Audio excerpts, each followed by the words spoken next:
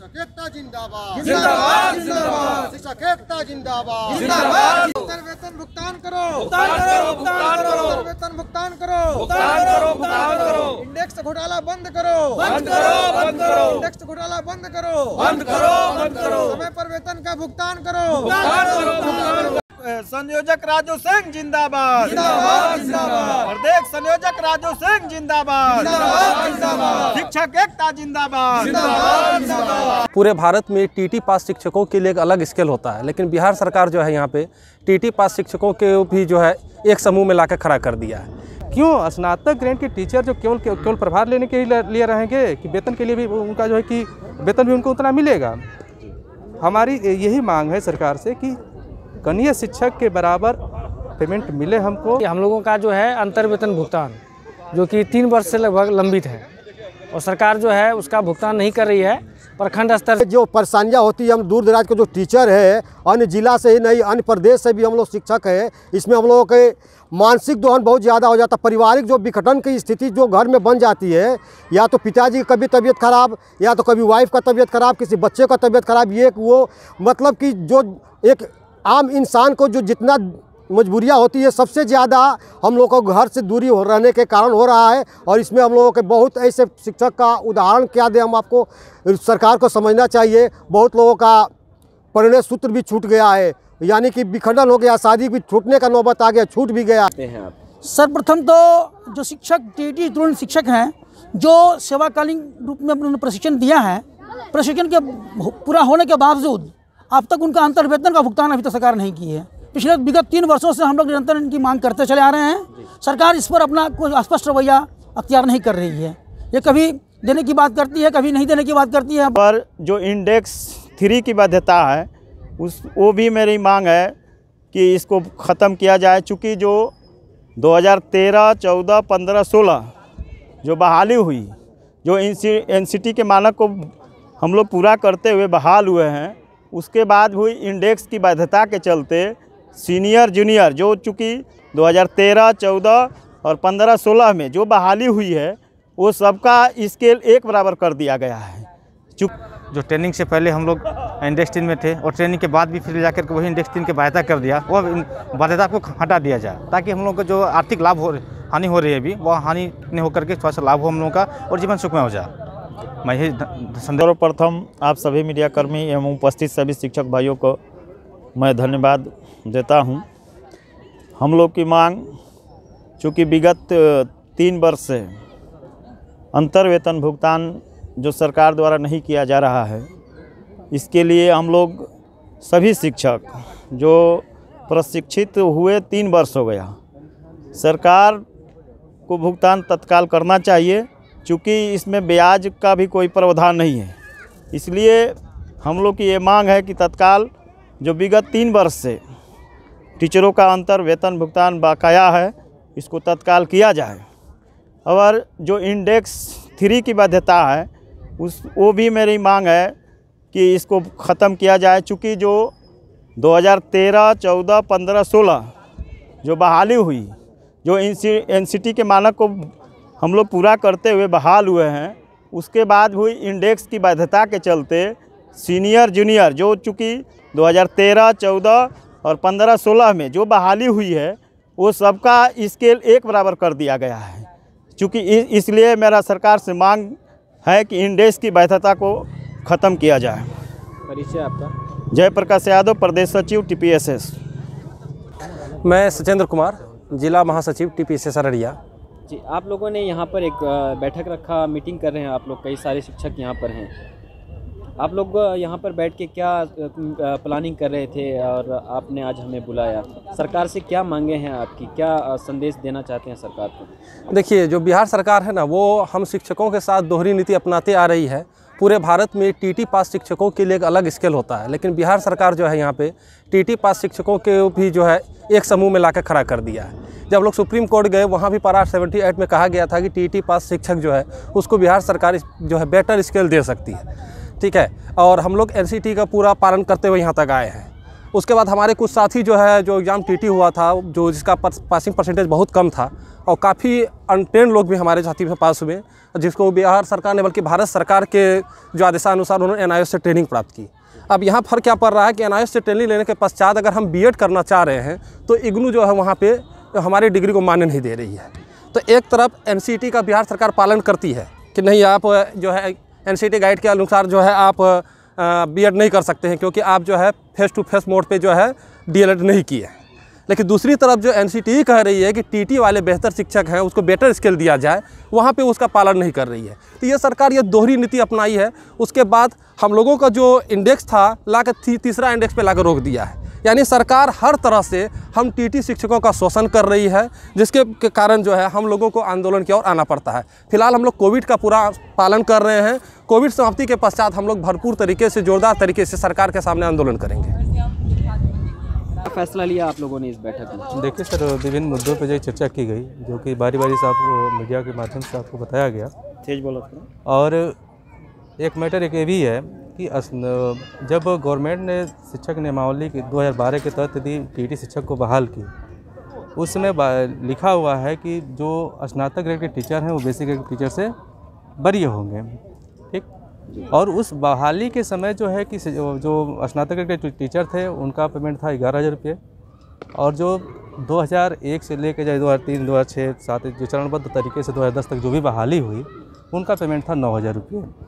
वहाँ पे तो पेमेंट में अंतर था, लेकिन 2015 में जब इनको वेतनमान दिया गया, चाइनीज़ वेतनमान जो मिला, उसमें क्या हुआ कि TT शिक्षकों के साथ और जो शिक्षा मित्र जो टीचर हैं उनमें जो है कि 2 प्रकार की दोहरी नीति का प्रयोग किया गया। इतना ही नहीं, जब 15% वृद्धि की बात आई है तो वहाँ भी इंडेक्स जो है कि 7th और कंटिका 3 में कहा जा रहा है कि जो वरीय शिक्षक हैं उनका पेमेंट कभी भी कनीय शिक्षक से कम नहीं होना चाहिए, उनके समतुल्य होना चाहिए, समकक्ष होना चाहिए। लेकिन ऐसा तो हुआ नहीं। सरकार तो बार बार कह रही है कि स्नातक ग्रेड वाले जो बेसिक ग्रेड से वरीय होंगे, इसके बाद जो है कि कनीय शिक्षक से जो उनका जो कि पेमेंट कनीय शिक्षक के बराबर हो, यदि कम होता है तो उनके बराबर किया जाएगा। लेकिन भौतिक तौर पे ऐसा हो नहीं रहा है। तो क्यों स्नातक ग्रेड के टीचर जो केवल प्रभार लेने के लिए रहेंगे कि वेतन के लिए भी उनका जो है कि वेतन भी उनको उतना मिलेगा? हमारी यही मांग है सरकार से कि कनीय शिक्षक के बराबर पेमेंट मिले हमको, कनीय शिक्षक से हमको कम ना मिले। यदि स्नातक कह के हमको वरीय कह रहे हैं तो वरीय रखा जाए हमको। सरकार अगर आप लोगों की मांगे नहीं मानते हैं तो आगे क्या अभी आप लोग करने वाले? देखिए सर, पूरे देश में जो है, पूरे देश में क्या पूरे विश्व में माना जाता है कोविड का जो है कि इसमें कहर है, और धीरे धीरे देख रहे हैं कि अब कोविड जो धीरे समाप्ति के कगार पे आ रहा है। जब कोविड का जो है कि असर समाप्त होता है और सब जो व्यवस्थाएँ जो है कि सही सुचारू रूप से चलने लगती हैं, तो हम लोग जो है कि चरणबद्ध तरीके से जो है कि इसमें आंदोलन करेंगे। परिचय दे दीजिए। दिनबंधु यादव, वरीय उपाध्यक्ष TPSS अररिया। ये विजय कुमार गुप्ता, TPSS जिला कोषाध्यक्ष अररिया। मैं आपके मीडिया के माध्यम से सरकार को यह संदेश देना चाहते हैं कि सरकार ने तो सब कुछ नियम बना रही है, लेकिन जो कह रही है वो करती नहीं है, जो करती है वो कहती नहीं है, कहती कुछ और है, करती कुछ और है। ऐसे ही एक ऐसी कंस्ट्रक्टर का लेकर के हम लोग बहुत कुछ सरकार से उम्मीद लगाए थे, और सरकार ने ऐसा स्थानांतरण का नियम बनाया तो उसमें केवल विकलांग के लिए और औरतों के लिए, मतलब लेडीज़ टीचर के लिए लाई। क्या इसमें उन्हीं लोगों के लिए ऐसे का स्थानांतरण जरूरी है? देखिए, हम इन सरकार से तो यह उम्मीद किए थे कि जो वैकेंसी अभी करा रही है, इससे पहले ऐसे स्थानांतरण करा दी होती तो हम लोग अपने अपने स्थान पर चले गए होते, जितना जाना था चले गए होते। उसके हिसाब से वो हर जिला से रिक्तियाँ मांगती और रिक्तियाँ मांग करके उस हिसाब से सभी जिलों में अपने शिक्षकों को बैठाती, मतलब कार्यभार देती करने के शिक्षण करने के लिए। लेकिन सरकार ने ऐसा कुछ नहीं किया। इस सरकार की यह नियम हम शिक्षकों को जो कम पैसे में सरकार की यह इतना बड़ा कार्य को हम करते हैं, और आने जाने में जो परेशानियां होती है, हम दूर दराज के जो टीचर है, अन्य जिला से ही नहीं अन्य प्रदेश से भी हम लोग शिक्षक हैं, इसमें हम लोगों के मानसिक दोहन बहुत ज़्यादा हो जाता। पारिवारिक जो विघटन की स्थिति जो घर में बन जाती है, या तो पिताजी की कभी तबीयत खराब, या तो कभी वाइफ का तबीयत खराब, किसी बच्चे का तबीयत खराब, ये वो मतलब कि जो एक आम इंसान को जो जितना मजबूरियाँ होती है, सबसे ज़्यादा हम लोगों को घर से दूरी हो रहने के कारण हो रहा है। और इसमें हम लोगों के बहुत ऐसे शिक्षक का उदाहरण क्या दें हम आपको, सरकार को समझना चाहिए। बहुत लोगों का परिणय सूत्र भी छूट गया है, यानी कि विखंडन हो गया, शादी भी छूटने का नौबत आ गया, छूट भी गया है। लेकिन कोई क्या करे भैया, सरकारी नौकरी का लालच है, लॉलीपॉप है, कोई अपने लॉलीपॉप को नहीं छोड़ना चाह रहा है। हम सरकार से यही उम्मीद करते हैं कि वो ऐसे का स्थानांतरण का हम लोग विरोध कर रहे हैं और ये उम्मीद करते हैं कि इसमें संशोधन करके सबके लिए समान ऐसी का स्थानांतरण लाए कि जिसमें इक्वल है, सभी लोग एक अपने मनचाहे जगह पर अपने घर के पास, अपने करीबियों के पास, अपने रिश्तेदार, अपने भाई बहन और बच्चों के साथ रह सके और दो रोटी बैठकर एक साथ परिवार में बैठकर खा सके। परिचय आपका? विजय कुमार गुप्ता, TPSS जिला कोषाध्यक्ष अररिया। इस बात को लेकर के यहाँ पर बैठक हुई है। सबसे पहले तो मैं TPSS के माध्यम से आप मीडिया कर्मियों को धन्यवाद देना चाहूँगा। दूसरा है कि ये महत्वपूर्ण बात है कि आज की जो बैठक है ये शिक्षकों की विभिन्न मुद्दाओं को लेकर बैठक बुलाई गई है, जिसमें जिला के संगठनात्मक सदस्य के साथ साथ प्रखंड स्तरीय सदस्य जो हैं उनकी भी उपस्थिति हुई है। प्रखंड रानीगंज, प्रखंड अररिया, प्रखंड फारबिसगंज, प्रखंड पलासी, प्रखंड जोकियाट, सभी प्रखंड के जो पदाधिकारी हैं वो आज उपस्थित हुए हैं। और सबों की, हम लोगों की सबकी एक ही मांग है और ये सभी मांग जो हैं इनको सरकार के सामने रखने के लिए, प्रशासन के सामने रखने के लिए ही हम लोग एकत्रित हुए हैं। मूल रूप से हम चाहेंगे कि आप बारी बारी से हमसे इसके बारे में कुछ पूछें, मैं इसका जवाब आपको दूं। हम ये जानना चाहते हैं कि आपने अभी बोला विभिन्न मांगों को लेकर के आपने यहाँ पर अभी आप लोगों ने बैठक किया जी, उनमें से मैं कुछ मांगों को जानना चाहूँगा कि क्या सरकार से क्या मांगे करते हैं आप? सर्वप्रथम तो जो शिक्षक TET तृण शिक्षक हैं जो सेवाकालीन रूप में उन्होंने प्रशिक्षण दिया है, प्रशिक्षण के पूरा होने के बावजूद अब तक उनका अंतर्वेतन का भुगतान अभी तक सरकार नहीं की है। पिछले विगत 3 वर्षों से हम लोग निरंतर इनकी मांग करते चले आ रहे हैं। सरकार इस पर अपना कोई स्पष्ट रवैया अख्तियार नहीं कर रही है। ये कभी देने की बात करती है, कभी नहीं देने की बात करती है। बार बार हम लोग अपने अधिकारियों के पास इनका अपनी बात को रखते हैं, लेकिन वो कभी हमेशा इग्नोर कर चले जाते हैं या कुछ बहाना बना करके वो इसको टाल जाते हैं। मेरा कहने का आशय ये है कि सरकार या प्रशासन चाहे तो हमारा जो है वो अंतर्वेतन भुगतान समय से करें, अन्यथा इसके लिए अपना एक प्रस्ताव पारित करें कि इसमें हमको इंटरेस्ट दें, क्योंकि हमको आप जब बाद में देंगे, इतना दिन के बाद जब हम अंतर्वेतन भुगतान करेंगे तो ब्याज तो हमको नहीं मिलेगा। जबकि हम वेतन के अभाव में या आर्थिक अभाव में हम लोग जब बैंक से लोन लेते हैं तो बैंक तो हम पर छोड़ती नहीं है। इवन की लेट होने के बाद हमारा क्या होता है हमारा सिविल खराब होता है। दूसरा क्या होता है कि इसकी फ़ाइन भी हमें देनी पड़ती है। हम फाइन दें, हमारा सिविल खराब हो, लेकिन हमारा वेतन सरकार के पास है तो इसके भुगतान के लिए सरकार हम पर यदि जिम्मेदारी नहीं लेती है तो हम इसके लिए जो है वेतन नहीं मिलने की वजह से आप लोग कैसे परेशानियों से जूझ रहे हैं? देखिए, वेतन जैसे GOB का वेतन जो है अभी हमारे यहाँ, हालांकि वैसे तो वेतन तो सबों के अपडेट है, लेकिन GOB जो फंड का जो वेतन है वो कई महीने से नहीं मिला है और बहुत ज़्यादा परेशानियों का सामना करना पड़ता है। मैक्सिमम टीचर्स जो हैं, यानी कि अबाउट 90% टीचर जो हमारे लोनी हैं, लोन उनको पे करना पड़ता है समय से, और यदि वेतन समय से न मिलता है तो इसके लिए उनका सिविल भी खराब होता है और फाइन भी भरनी पड़ती है। हम फाइन भी भरते हैं, हमारा क्रेडिट भी खराब होता है बैंक के सामने, और क्या कहते हैं जिल्लत की ज़िंदगी भी जीनी पड़ती है, जो दुख का विषय है। और साथ साथ हम ये चाहेंगे, सरकार से मेरा अनुरोध होगा, प्रशासन से मेरा अनुरोध होगा कि वो हमारा अंतर्वेतन भुगतान ससमय करें, अन्यथा हम लोग शांतिपूर्ण तरीके से अपना धरना प्रदर्शन जो है वो एक संवैधानिक स्तर पे लोकतांत्रिक तरीके से हम करेंगे। जी, मेरा नाम राजेश कुमार हुआ, मैं TPSS जिला संगठन का मैं प्रधान सचिव हूँ। चैनल से मैं पहले सभी शिक्षक साथी विद्यान लोगों को नमस्कार करना चाहता हूँ। मेरा उद्देश्य सरकार से ही मांगे, हम लोग को जो इंडेक्स 3 का जो बाध्यता किया है, जो ट्रेनिंग से पहले हम लोग इंडेक्स 3 में थे और ट्रेनिंग के बाद भी फिर जाकर के वही इंडेक्स 3 की बाध्यता कर दिया, वो बाध्यता को हटा दिया जाए, ताकि हम लोग को जो आर्थिक लाभ हानि हो रही है अभी, वह हानि नहीं होकर के थोड़ा सा लाभ हो हम लोगों का और जीवन सुखमय हो जाए। मैं यही संदेश देना चाहता हूँ सरकार से।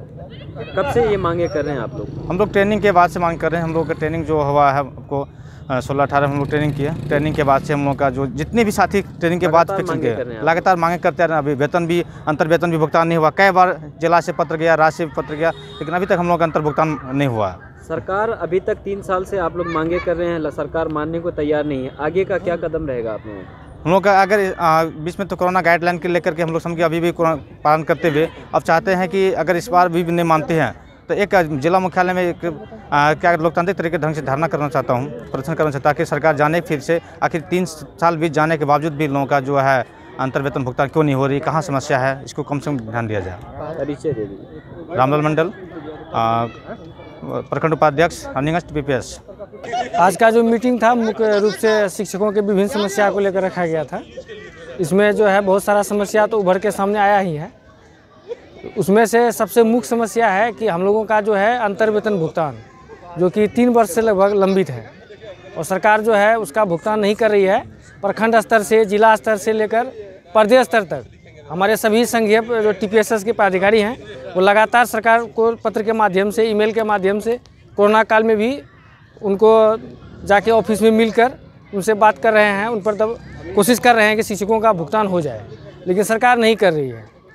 तो अभी कोविड गाइडलाइन जारी है, लेकिन अगर सरकार समय रहते अंतर्वेतन का भुगतान नहीं करती है तो TT प्राइमरी शिक्षक संघ की ओर से जोरदार आंदोलन किया जाएगा।